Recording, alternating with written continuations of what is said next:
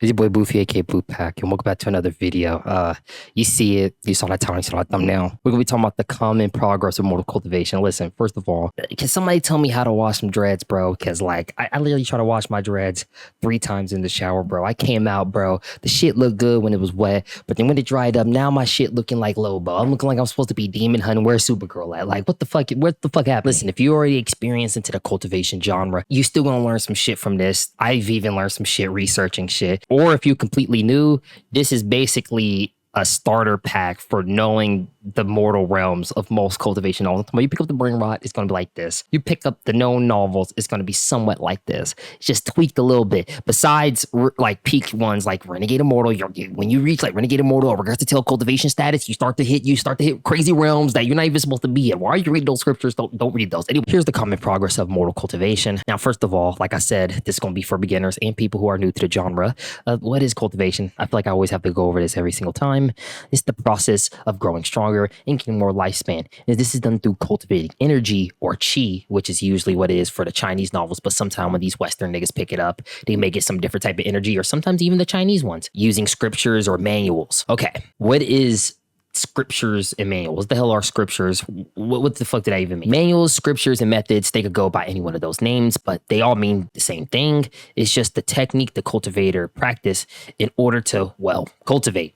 So if somebody cultivate the 5 heavenly scripture, it doesn't matter if it's called scripture, method, or technique. Either way, bro, if you cultivating it, bro, you a demon. Like, it doesn't matter, bro. It all means the same thing. If you still don't truly know what that means, imagine if you was able to read books, right? And when you read books, you gained IQ. And as you scale up with books, right? As you read deeper and deeper books, I'm talking about you go from reading picture books, and in the end game, you're reading straight up dictionaries and libraries and whole theoretical studies from the most known scientists of all time. I'm talking about 200-page studies, bro. I'm talking about at this point, bro, you probably could excavate your own pie of science, bro. At this point, you could probably create a new crazy theory. You might be the new Einstein type shit, bro. Anyway, like I said, you'll have to scale upwards. So how do we even differentiate between all these manuals? If there's so many manuals, what's the point of picking one over the other, bro? Why? And that's because everything in the cultivation / xianxia, am I pronouncing it right? Sorry, Death Blade, if I'm doing it wrong, is divided into tiers: pills, cultivation, treasures, etc. Think an RPG system on steroids. Usually these tiers, and I say tiers because sometimes they could be different. They could be like, I'm going to explain after I read the definition. These tiers range from tier 1 through tier 9. Example, chi condensation layer is considered tier 1. So if you get like a tier 1 treasure, that's usually a treasure that is good for someone on the first tier. Or if you get like a first tier pill, it's called a chi condensation pill. Well, it's good for people in the chi condensation realm, which is, well, tier 1. You get it? It all scales with each other. It's like an RPG. But cultivation realms are also broken into minor tiers. Now, sometimes this could be like 9 layers, but sometimes it could also just be like 3 minor layers. So if you're in like the chi condensation realm, sometimes it's not going to be like, for the example that I put here, like chi condensation layer 6. Sometimes it may be like your mid chi condensation, and then you're going to hit peak, so go from low, mid, high, and then peak. I just found this random RPG system on Infinite Realms wiki. This is literally how it'll scale up to. Oh my God, most people never hit past the legendary rank, but the MC actually hits the mythic rank, leaves the planet, and it realizes that there's really demons out here in the Master Eternal rank. Okay, so now that you get that whole gist, what is the normal process of cultivation then? So you know how it's tiered, you know how it's broken down. Let's see how this shit scales. What is the progress? What is it going from 0 to hero? But hold on, there's a little disclaimer here. I'm going off my experience with novels, and I can say that at least 50% of them go this path in some shape or form. It may not follow the naming schemes. It may not follow the same structure as in like the realms being placed, but usually the realms in a cultivation novel, at least in the xianxia genre, is usually like this. Like always, there are variables. Not all novels follow this path entirely or at all. So this is me saying that not all xianxia novels are like this, just most. True. So let's start off with the chi condensation realm. What even is the chi condensation realm? Also goes by the many names: Qi revolving, qi refining, qi gathering, and qi seed is the first stage of cultivation where the cultivator absorbs qi from the world to refine the inside of the body. This is to prepare the body for the act of actually cultivating. I don't know why I said tongue. I meant to put ting. If you still don't understand what this actually means, kind of think of it like laying the foundations, kind of like if you're painting some walls before you just lay the paint down. Everybody knows, like if you're painting some walls, you have to prime it. This is a crucial step for laying down good foundations. So think of this as like priming the body stage, and your body is the house. You know what I mean? And you gotta prime the walls as clean as possible. Some people cut up the spots wrong. Make sure you cut them spots right. Then you paint over it crispy, bro. Clean foundation, MC. This also is connected to it's just crazy how sorry, I'm laughing because it's like, oh, it's like such a simple example. Did I cut over here? It's like this complicated ass chart.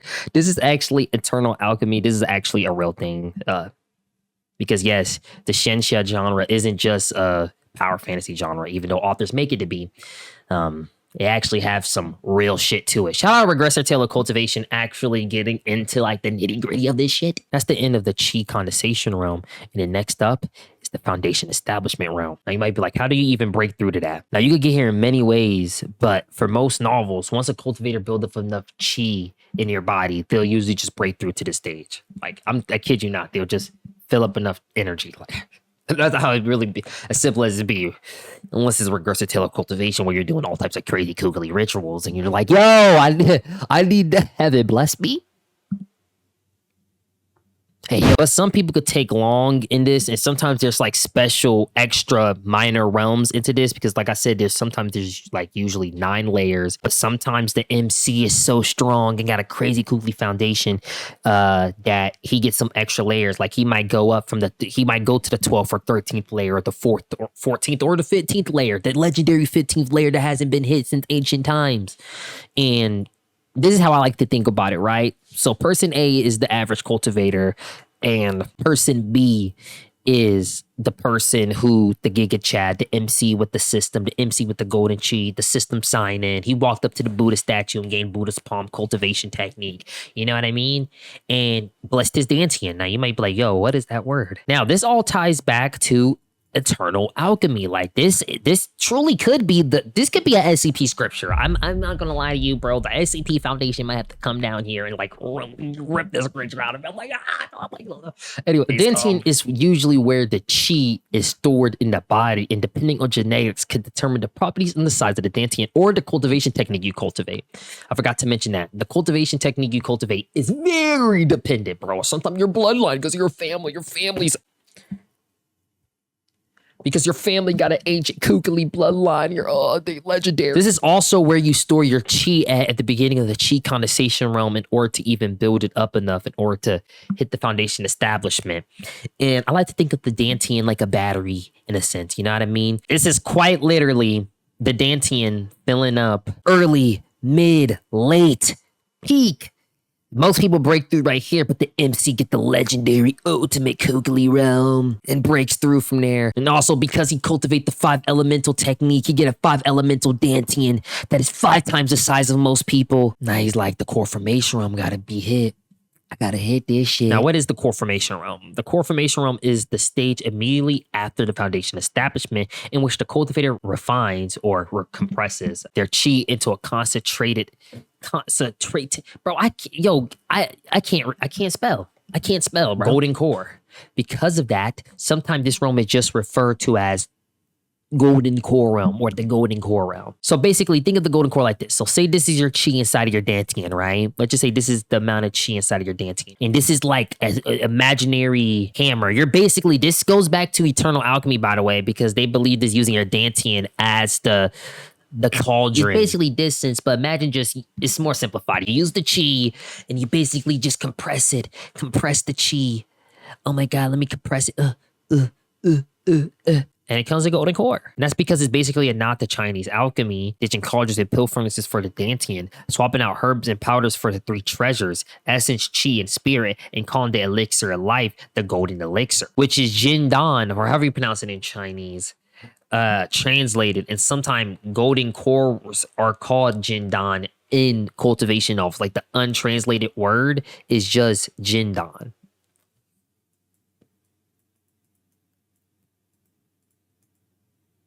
Too bad it got brain rotted. Like this stage is right after the core formation realm. Usually, sometimes authors diverge into their own different realms. You know, got to be unique at some point. But usually that's at the immortal realms or after the immortal ascension in whatever novel, whenever they go the divine tribulation, and then now they pull through the immortal realms just to do all the things that they did in the immortal realms all over again. But sometimes novels stick to this pathway, and it's usually after the core formation realm. And it's when a cultivator cracks open their golden core and a miniature infant version of you is born. Oh, I can't spell, man. Is birthed inside your Dantian. Because of this trait, most Nation Soul cultivators are considered immortal because if they die in the flesh and blood, they can live in spirit. So imagine this golden core back up here from the core formation realm. Once you crack this open, you'll basically inside of your Dantian have like this mini version of you usually, or sometimes depending on your bloodline or your technique, it'll be like a little different. Maybe your robe got some dragons on it and it's fiercely roaring, maybe tongue pangs and all types of chillings and just like, yo, where they go?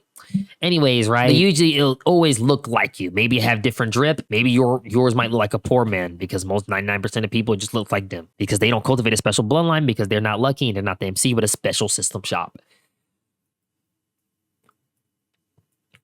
Usually after that, you challenge tribulation for your nascent soul and for ascension, but who the fuck knows how this is achieved because it's different in many novels.